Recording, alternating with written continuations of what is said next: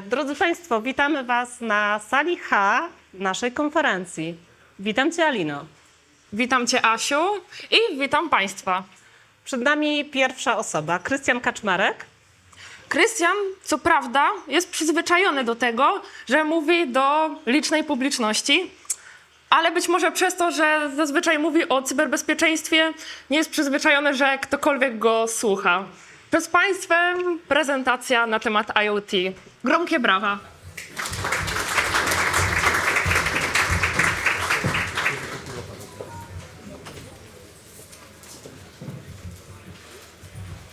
Dzień dobry, witam Państwa serdecznie. Dziękuję za brawa. Prezentacja jest tutaj tak naprawdę szykowana dla dwóch grup osób. Tak? Pierwszą grupą są osoby, które realnie chcą zacząć z hardware hackingiem. Czy są tutaj takie osoby? Chociaż jedna, dwie, trzy, cztery, super, nawet więcej. I parę pewnie, które się nie zgłosiło. Drugim typem osób to są osoby, które chcą lepiej rozumieć ryzyka związane z takimi urządzeniami. Takie osoby tutaj mamy? Okej, takich jest większość, a cała reszta to są osoby, które tutaj przywiozłem, żeby nie było pusto. Przyjechały ze mną autobusem.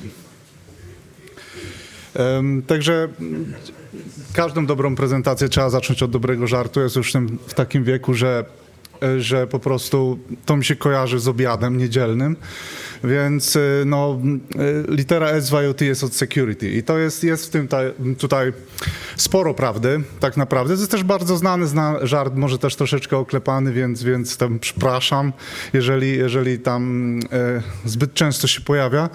Natomiast jest tutaj w tym tak naprawdę dużo prawdy. Ja się z tym akurat zgadzam, pomimo że w tym siedzę, to niestety tak troszeczkę jest. I teraz przygotowując się tutaj do tej konferencji, zatrzymałem się na weekend u moich rodziców, żeby tak naprawdę napisać dla was tą prezentację, żeby ją sobie troszeczkę przećwiczyć w takich warunkach spokoju. No i tak sobie usiadłem, zacząłem się zastanawiać nad tym, jak o tym wam opowiedzieć. No i tak postanowiłem jednak sprawdzić, jak to u rodziców wygląda. To już się zmieniło, także też to nie jest challenge dla was, tak, żebyście teraz nie osintowali moich rodziców, nie próbowali znaleźć, gdzie są i teraz coś zrobić z tą siecią. Tak, ale tutaj jest tylko tak naprawdę dzierżawa DHCP na tamten moment, w którym tam byłem, czyli tu też nawet nie ma wszystkich urządzeń, które tam były. Moi rodzice to są dwie osoby, które mieszkają w tym domu, natomiast odejmując wszelkie komputery, wszelkie telefony, no bo sam przyjechałem z rodziną, no to było dodatkowych 5 urządzeń w tej sieci, no to 21 takich urządzeń było na tamten moment po prostu widocznych. I oczywiście płaska struktura i tak dalej. Generalnie mi trochę wstyd, że nie poprawiłem tego wcześniej. Teraz to już wygląda zdecydowanie inaczej.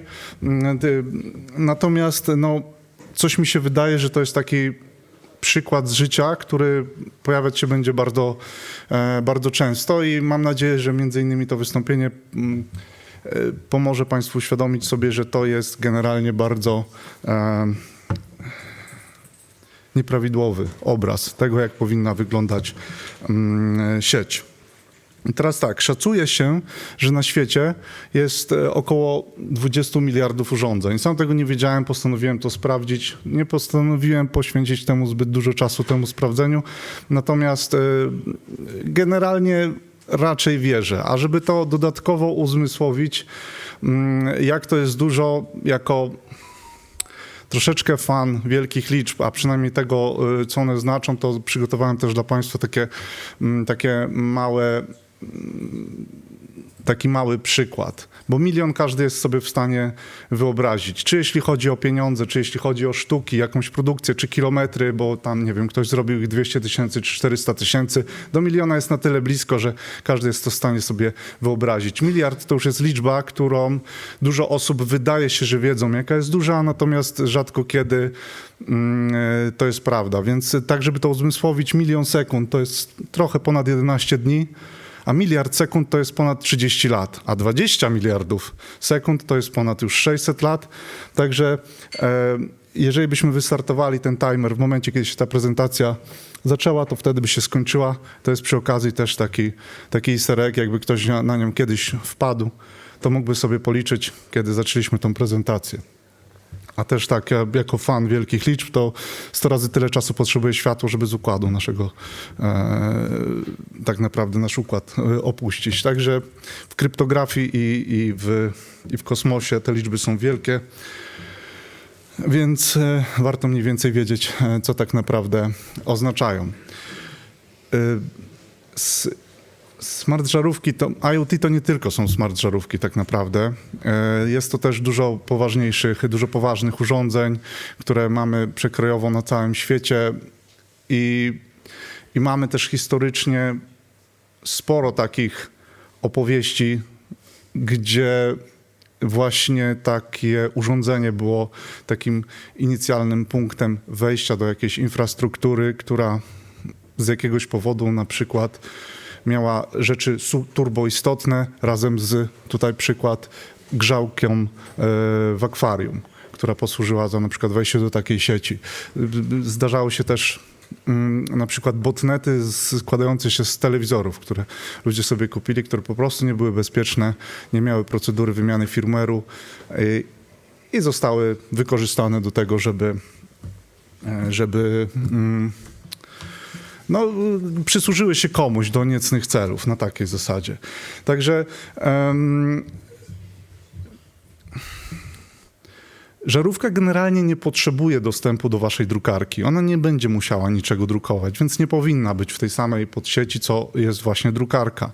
Tak samo jak na przykład jakiś inny pstryczek, elektryczek najzwyczajniej w świecie nie potrzebuje streamować 4K, więc 1 megabajt nawet albo na sekundę to już jest hojność dla niego i można mu taką regułę też ustawić, no bo chcemy skorzystać z aplikacji, żeby móc go włączyć, aplikacji producenta, także dostęp do internetu mieć powinien, ale czy do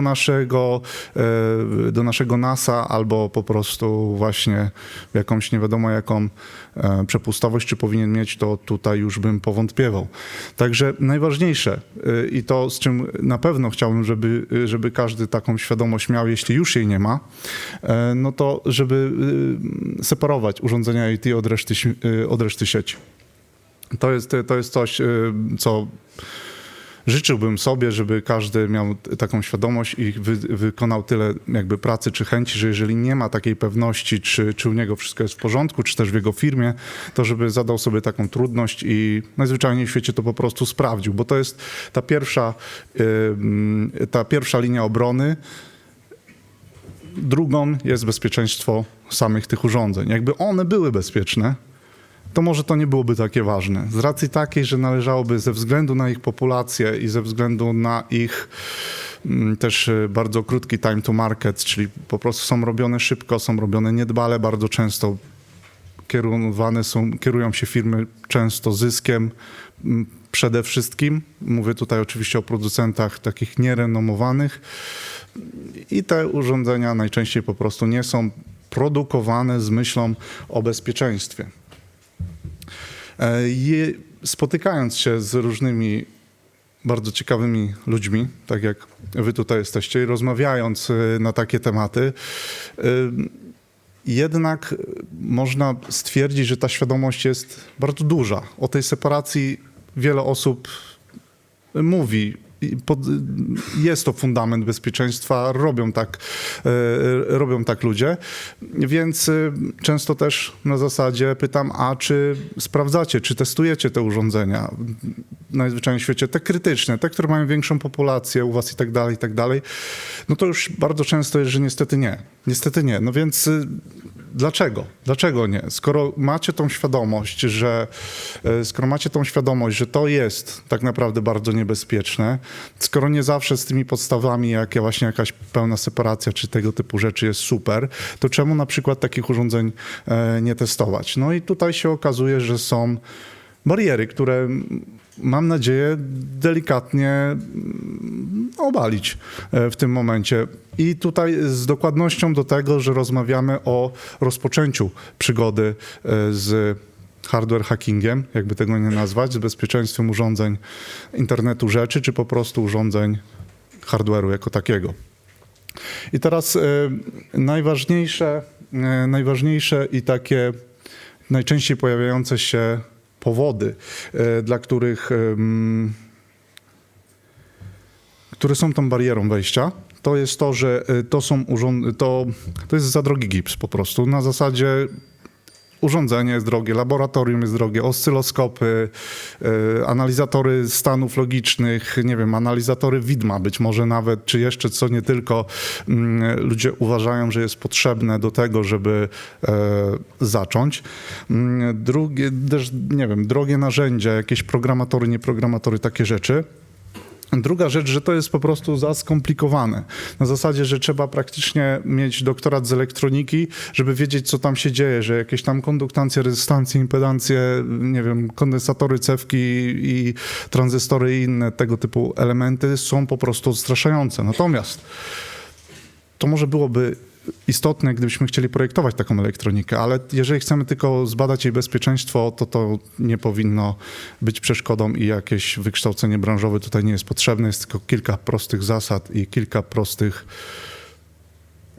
rzeczy, które trzeba wiedzieć, żeby móc zacząć to testować i mam nadzieję, że na następnych slajdach wam to uzmysłowię. I trzecia rzecz, że jest to po prostu niebezpieczne. I to akurat rozumiem. Jeżeli ktoś boi się na zasadzie o swoje zdrowie, prądu, czy jakby tego tam nie nazwać, wypadku, to jak najbardziej ja to szanuję, ze strachem nie ma co tutaj walczyć, natomiast postaram się wam uświadomić, kiedy to jest niebezpieczne, a kiedy niebezpieczne nie jest. Na slajd nie trafiły takie rzeczy jak właśnie ciężką wiedzę, różne inne takie tam tematy, bo takie rzeczy też często słyszałem. Natomiast to nie jest prawdą. Nawet wczoraj była możliwość tutaj na konferencji spróbowania sobie zrobienia czegoś z hardwarem. Były wczoraj zawody CTF. Nie dalej jak w zeszły weekend były na innej uczelni tutaj w tej części kraju też zawody, w których był hardware hacking. Są też hackatony. Co najmniej raz w roku przynajmniej jest jeden w Polsce, gdzie wiem, że na przykład w zeszłym roku były programatory, każdy miał okazję zgrać firmware z jakiegoś urządzenia, musiał poszukać z nim błędów, grać nowy i to wypuścić, gdzie pasjonaci chodzą między tymi ludźmi i tłumaczą, jak to zrobić, nikomu się tam nic złego stać nie może. Jest mnóstwo rzeczy w internecie i tak dalej, i tak dalej. Tak jak wszystkim. Nie ma chyba łatwiejszego momentu i łatwiejszych czasów, żeby z tym zacząć. Takie rzeczy się już skończyły dawno temu. Mam wrażenie, że to jest uniwersalne tak naprawdę zdanie dotyczące praktycznie każdej branży i każdego trudnego elementu. W tym momencie tak naprawdę o wiedzę nie jest trudno, ale chciałem też, żeby wybrzmiały te kilka, nie wiem, sytuacji i eventów, które miały miejsce, żebyście po prostu o tym wiedzieli. Także doktoratu z elektroniki nie trzeba mieć. Wystarczy po prostu zacząć. To jest najważniejsze. Chcieć i zacząć. Jeżeli chodzi o specjalistyczne protokoły, jakieś trudności i tak dalej, to jako branżowcy znacie dużo więcej, dużo bardziej złożonych, żeby nie powiedzieć skomplikowanych protokołów niż te, które znajdują się tutaj, jeżeli blisko tej warstwy sieciowej, z którą mamy do czynienia. Żeby nie powiedzieć, że są prostackie, to powiem, że są proste po prostu. Naprawdę. Nie ma tam strachu. Trzeba zacząć, trzeba spróbować. Drogie laboratorium, za chwileczkę postaram się z tym rozprawić. Disclaimer, że mówimy o startowaniu z tematem, bo można się oczywiście rozkręcić w bardzo zaawansowane scenariusze, gdzie faktycznie to zaczyna kosztować, ale przecież nikt z takiego pułapu nie zaczyna. Trochę o mnie, bo się trochę już nagadałem, tak żebyście mieli też kontekst tego, kim jestem i czym się zajmuję. Kod QR będzie też na ostatnim slajdzie. Jeżeli ktoś by chciał na LinkedInie mnie sobie sprawdzić, zaprosić do sieci, to jestem bardziej niż otwarty na taką sytuację. Pracuję w firmie Securet, zajmujemy się tam między innymi oczywiście również testowaniem bezpieczeństwa urządzeń. Prywatnie jestem też zaangażowany w różne inicjatywy takie dookoła cybersecurity, jak na przykład Not the Hidden Wiki, gram w CTF-y. Interesuję się rozwiązaniami sieciowymi, mam nawet jedną ulubioną firmę. Także zapraszam do kontaktu. Teraz to bezpieczeństwo. Mówiłem, że są osoby, które się boją. No i generalnie napięcia jak już musimy zejść na delikatnie takie techniczne rzeczy, dzielimy na te, które są bezpieczne dla życia i zdrowia człowieka i dla te, które za bezpieczne uznać nie można. Tak długo, jeżeli mamy do czynienia z tymi, które są uznawane za bezpieczne, to jedyne, czym ryzykujemy, to uszkodzenie tego sprzętu, no i że on się zrobi co najwyżej ciepły albo bardzo mocno ciepły. Ale generalnie uszkodzeniem sprzętu. Jeżeli nie zabieramy się za tematy i nie pracujemy przy napięciu niebezpiecznym, to nie musimy się bać o nasze zdrowie i życie. Co najwyżej magiczny dymek uleci z urządzenia, a urządzenie działa tylko wtedy, kiedy magiczny dymek jest w środku. Więc jak uleci, to niestety przestaje działać. Natomiast urządzenie może tego nie przeżyć. Oczywiście ono wyjęte z ubudowy jest już poza tą taką sytuacją, w której ono normalnie powinno pracować, czyli nie jest zabezpieczone, więc wszelkiego rodzaju przewodzące elementy, czy też jakaś mała niezdarność, zwarcie, inne tego typu rzeczy mogą spowodować, że ono po prostu przestanie działać. Więc trzeba pamiętać o tym, że to jest generalnie tam nie ma pośpiechu. Tam raczej 3 razy sprawdźmy, 2 razy dmuchnijmy, upewnijmy się, czy jest dobrze połączone, dopiero wtedy włączmy. I z takim podejściem trzeba by to było tutaj zrobić. Nie ma tutaj na szybko, na jutro, tutaj jakaś ekstrakcja firmware'u. Spokojnie, najpierw zróbmy sobie stanowisko, zabezpieczmy się tutaj i swój sprzęt przy okazji, a dopiero później zabierajmy się do pracy. Ale tego typu dobre nawyki to po pierwszych kilku tak naprawdę próbach same zaczną się pojawiać. Natomiast jest to sport dla osób cierpliwych. Pierwszą rzeczą, którą powinniście zrobić, jeżeli chcecie zabrać się coś takiego, to znaleźć najzwyczajniej w świecie sobie ofiarę. Każdy ma taką szufladę z przydasiami, albo prawie każdy, przynajmniej większość mężczyzn w moim wieku ma taką szufladę. Jeżeli nie z urządzeniami, to chociaż z kablami i zasilaczami, ale to już też blisko do tego, żeby po prostu popytać po rodzinie, jak coś zdejmują, czy jakąś kamerę, czy coś, to niech nie wyrzucają, tak? Śmietnik wszystko przyjmie, zapraszam serdecznie i później możemy się czymś takim pobawić. Wybierając urządzenie, zwracamy uwagę na to, jaki jest stopień złożoności tego, co to urządzenie wykonuje. Im jest większy, tym lepiej dla nas na początek, czyli lepiej nam znaleźć urządzenie, które ma wbudowanego Linuxa, bo ma system plików, bo ma po prostu system operacyjny, bo ma tam jakieś partycje, bo ma tego typu rzeczy. To jest dla nas bliższe i bardziej zrozumiałe, jak to próbować coś z tym zrobić. Troszeczkę trudniej będzie na początek robić coś, co ma RTOS, czyli system czasu rzeczywistego, co jest bliżej sprzętowej tej warstwy, gdzie na wprost program chodzi w samym mikrokontrolerze, robi jakieś proste czynności w stylu, nie wiem, sterownik do pieca CO.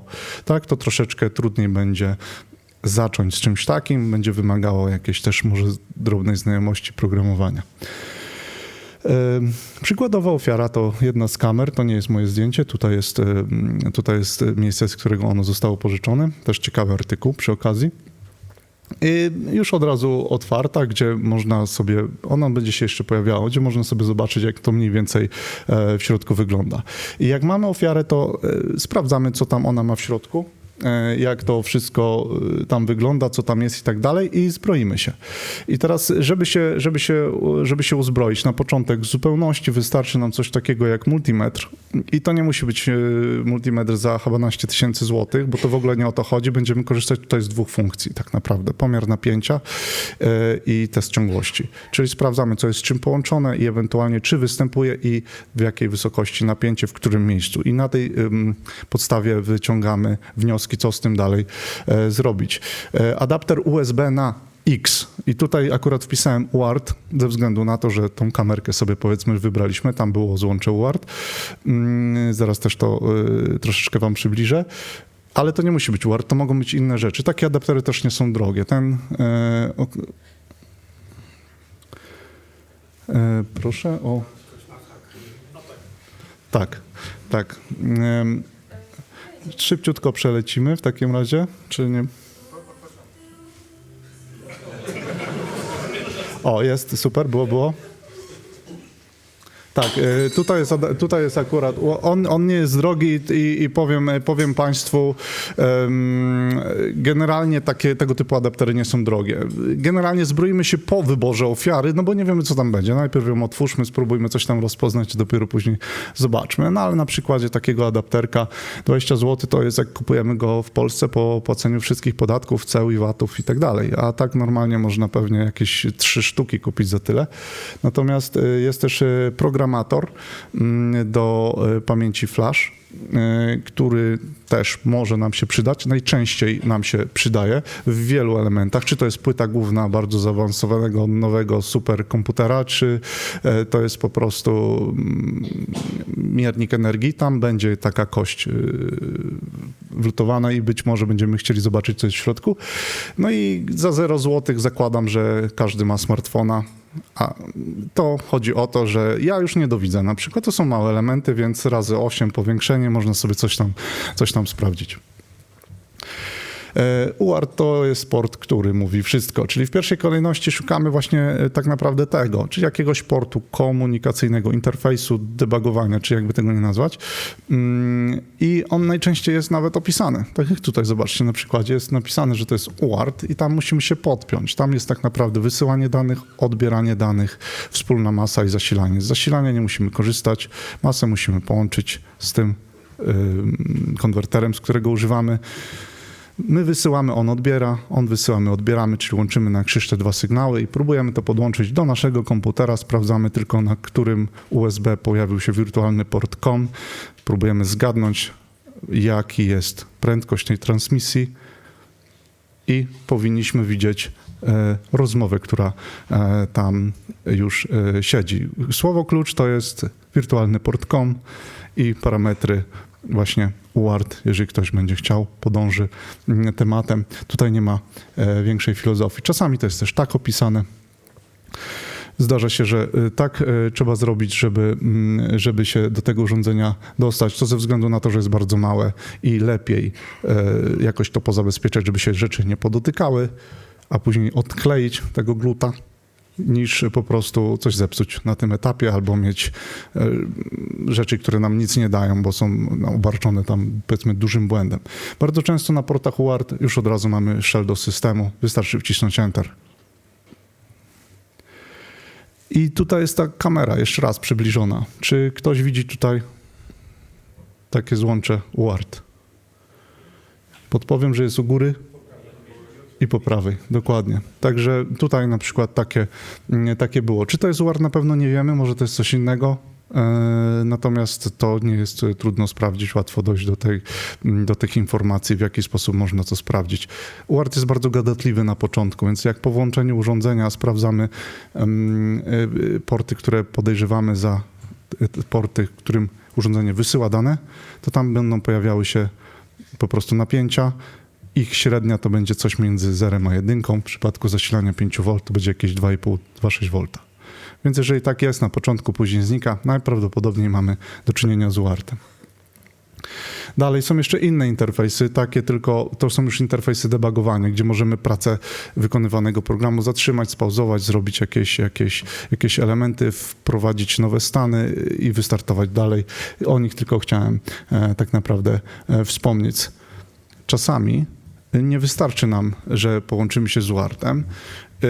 Jest tam na przykład hasło, inne tego typu rzeczy.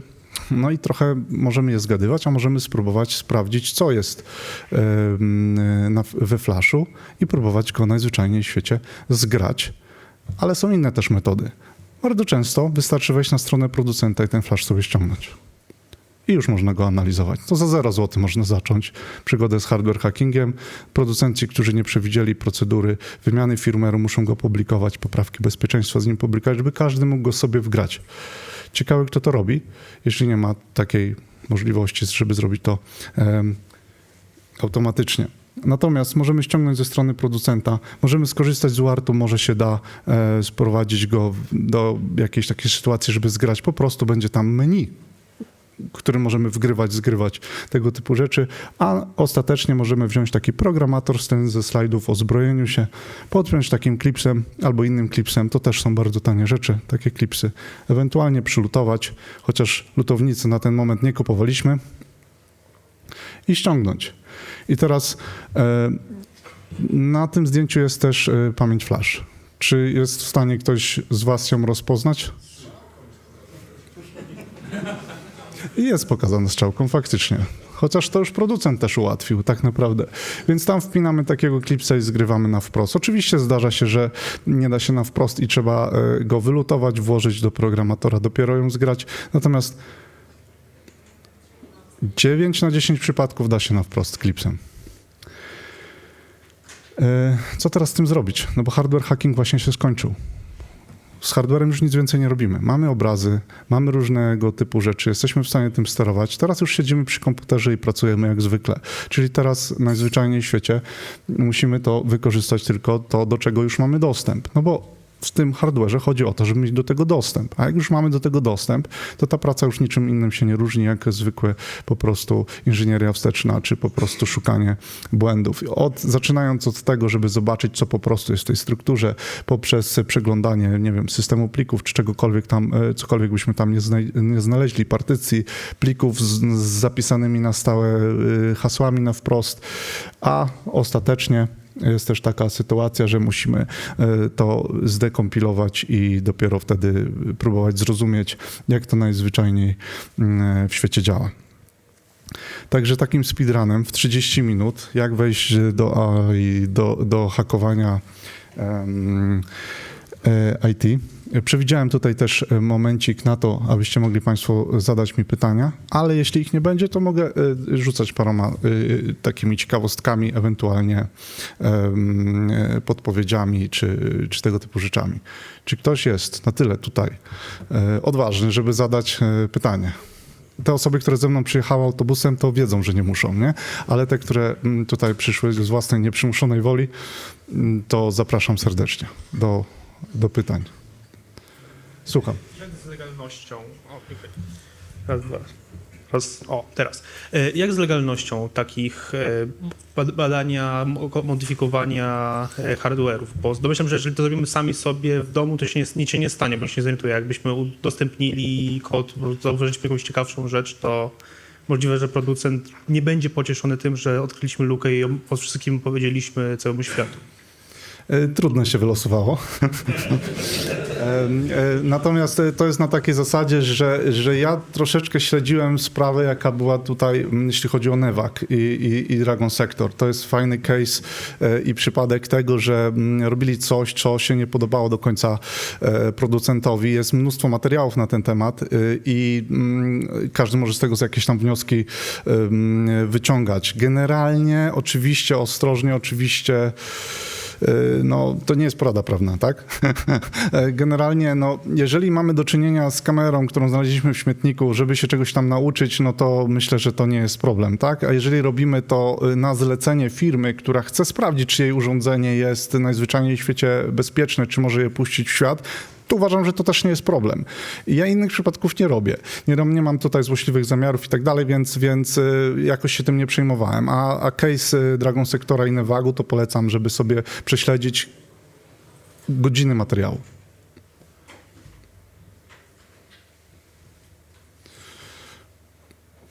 Jeszcze jakieś pytanko może? I tutaj też mam mocne światło, więc... No to powiem wam jeszcze może taką ciekawostkę, jeżeli chodzi o taką praktykę zaczynania. Zbieramy sobie takie urządzenia, patrzymy, co tam jest, czytamy najzwyczajniej w świecie, pytamy jaja, bo podpowie oczywiście, możemy mu nawet zdjęcie wysłać, powie, co to jest, doczytujemy na ten temat. Dopiero wtedy idziemy spacerkiem do sklepu z elektroniką albo siadamy przed jakimś portalem zakupowym i kupujemy coś, co jest nam potrzebne, bo najzwyczajniej w świecie nie da się tutaj kupić elementów uniwersalnych. Tutaj każdy ma swój pomysł na to. UART może też nie być wyprowadzony na jakieś drabince, 3 piny koło siebie, żeby się prosto wpiąć programatorem, on może być na padach. TX tutaj, RX tutaj, masę trzeba wziąć z obudowy na przykład czegoś i tak dalej, i tak dalej. Więc warto byłoby dostosować się do tej sytuacji.